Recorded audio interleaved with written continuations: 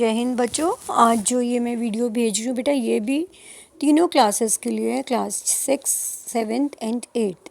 इसमें मैं आज आपको क्या लिखना सिखा रही हूँ, अनुच्छेद लेखन। हमने पहले भी लिखा हुआ है, अभी भी मैंने एक अनुच्छेद खुद से लिखा है और उसके बाद मैंने तीनों क्लासेस के लिए अलग अलग अनुच्छेद दिया है, जिससे कि आपके अनुच्छेद लिखने की प्रैक्टिस भी हो जाएगी।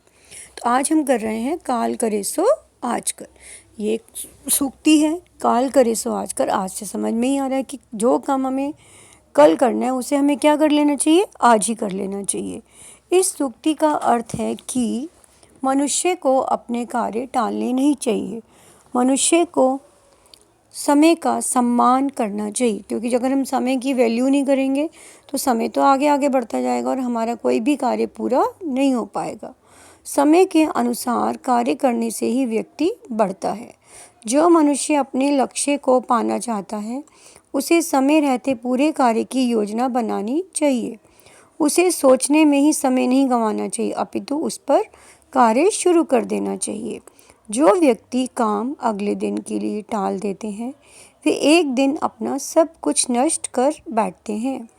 विद्यार्थी जीवन में समय का बहुत महत्व है। समय पर तथा सही ढंग से ना पढ़ने के कारण विद्यार्थी को असफलता का मुंह देखना पड़ता है। फलतः उसे अपमान मिलता है तो वह पढ़ाई की दौड़ में पीछे रह जाता है।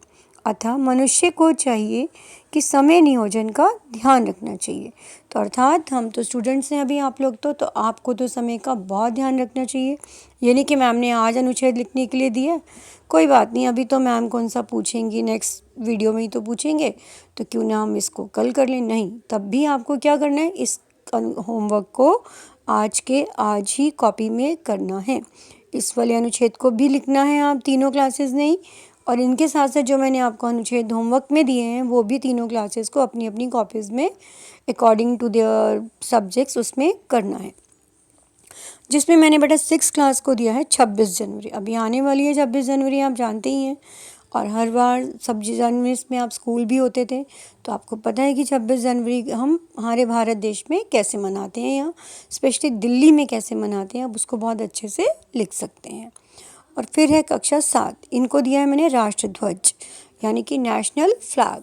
तो ये भी बहुत अच्छे से बता सकते हैं कि एक देशवासी के लिए उसके ध्वज का क्या महत्व है, या एक राष्ट्र के ध्वज को हम किस तरह से ऊंचा रख सकते हैं, किस तरह से हम उसके मान सम्मान को बढ़ा सकते हैं, किस तरह से हम तिरंगे को अपनी शान बनाते हैं, या जो भी ध्वज है किसी भी राष्ट्र के लिए, तो उस ध्वज की उस राष्ट्र के लिए क्या फीलिंग्स होती हैं वो आपको इसमें लिखनी है।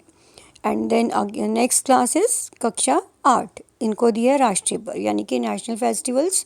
तो हम कहाँ रहते हैं, भारत में, तो मैंने यहाँ पर नेक्स्ट लाइन्स में लिख भी दिया कि भारत के राष्ट्रीय पर्व। ये नहीं कि आप कहीं के भी किसी भी देश के राष्ट्रीय पर्व यहाँ पे लिख रहे हैं, नहीं, आपको सिर्फ भारत के राष्ट्रीय पर्व पर अनुच्छेद लिखना है। वो आपको पता है भारत के राष्ट्रीय पर्व कौन कौन से हैं, तो उन पर आपने थोड़ा थोड़ा सा सोचकर अनुच्छेद लिखना है। बहुत ही इजी टॉपिक्स हैं अकॉर्डिंग टू देयर सब्जेक्ट्स।